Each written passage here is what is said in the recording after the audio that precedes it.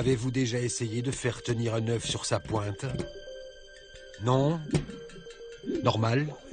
Parce que c'est idiot, c'est impossible. Eh bien, pour un journaliste, chercher une bonne nouvelle, chercher une raison d'être optimiste, c'est pareil. On cherche pas, on n'essaie pas, parce que c'est impossible.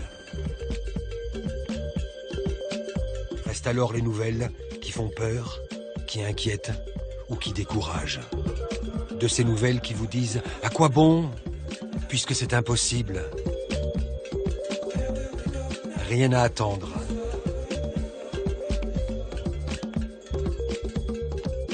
On s'est donc habitué à tout, surtout à l'idée que la victoire était encore envisageable.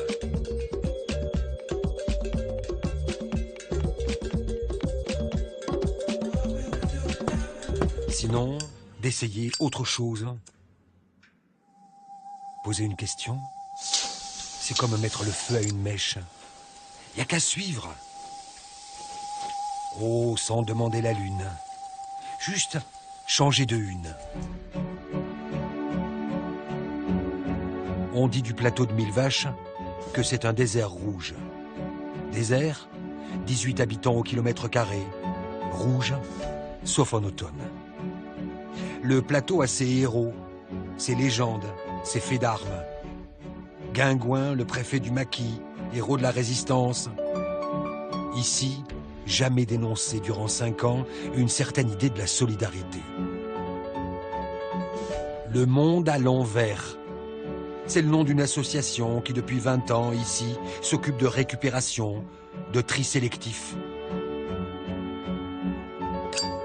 Sur le plateau, cette question, on y a déjà répondu.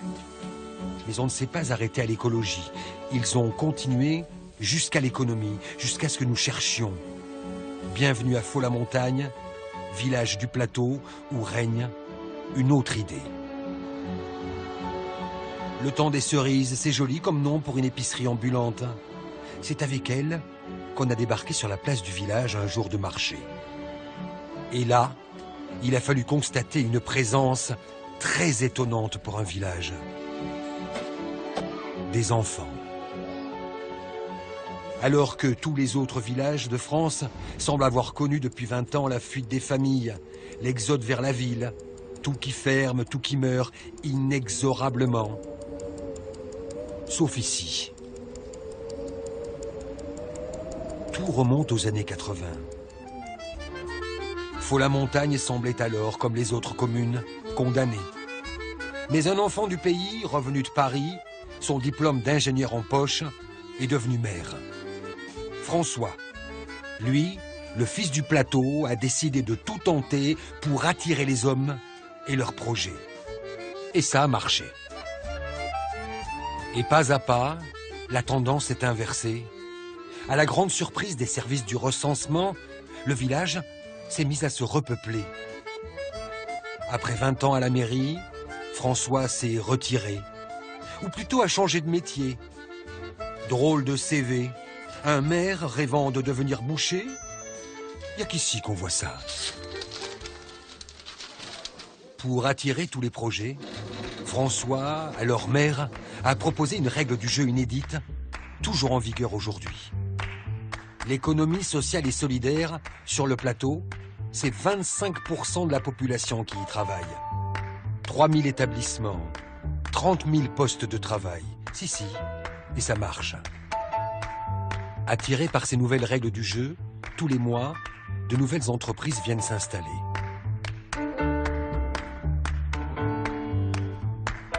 On a retardé le dépérissement, hein, mais parce qu'on a été les premiers et qu'on a su donner des réponses intellectuelles, politiques à des problèmes de dépopulation par une intervention économique des collectivités, du petit capital local.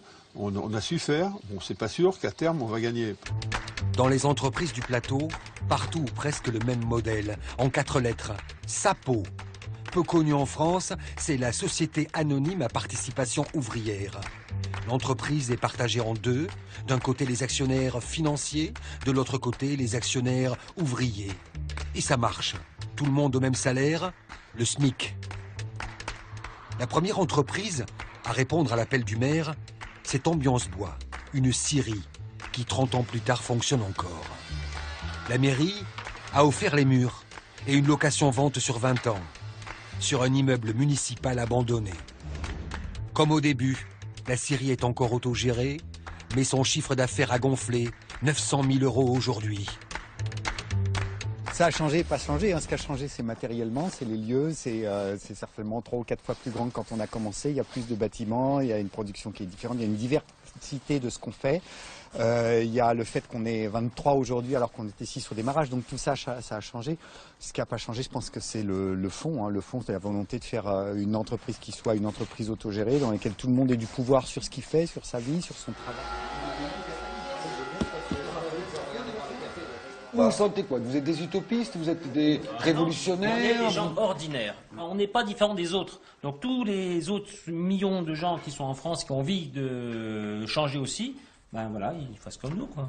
C'est une utopie dans le sens où ça peut être un rêve, ou ça a été une utopie quand moi j'ai imaginé ça au départ. Mais aujourd'hui, on est dans une réalité. Cette réalité, elle a 25 ans d'âge, elle fonctionne, elle tourne. Globalement, des gens même qui ne sont pas dans des problématiques coopératives ou autogestionnaires, etc., ils savent quand même que c'est plus agréable de venir travailler ici que dans une autre entreprise du bois du voisinage. Voilà, donc ça parle de soi-même. Est-ce que ça veut dire que le modèle que vous proposez peut être appliqué à d'autres entreprises? Nous, on vit ça, donc c'est possible. Probablement, ça doit être possible dans d'autres endroits. Ça peut pas se faire tout seul non plus. Pourquoi ça fonctionne, nous? C'est parce qu'il n'y a pas, c'est pas un qui se bat tout seul dans son coin pour essayer de faire son truc. C'est parce que à des moments donnés, on unit nos forces pour aller dans des directions. Et effectivement, le combat tout seul, il est perdu contre le système. Le combat à plusieurs, il n'est pas forcément perdu. Moi, je voudrais juste rajouter qu'on n'est pas du tout des exceptions, mais on les voit pas forcément. C'est-à-dire qu'il y a plein d'endroits de gens aussi qui se posent à peu près les mêmes questions et qui fonctionnent aussi de cette façon-là, pas tout à fait de la même façon, chacun un peu à sa sauce. Et on est un peu anormaux au sens statistique du terme, mais pas complètement quand même. Simplement, ça se voit pas, c'est pas forcément très médiatisé, mais ça existe. La rigueur, au lieu de la subir, ils l'ont choisie. Et ce faisant, tous se sont posés d'abord une question. De quoi ai-je vraiment besoin ?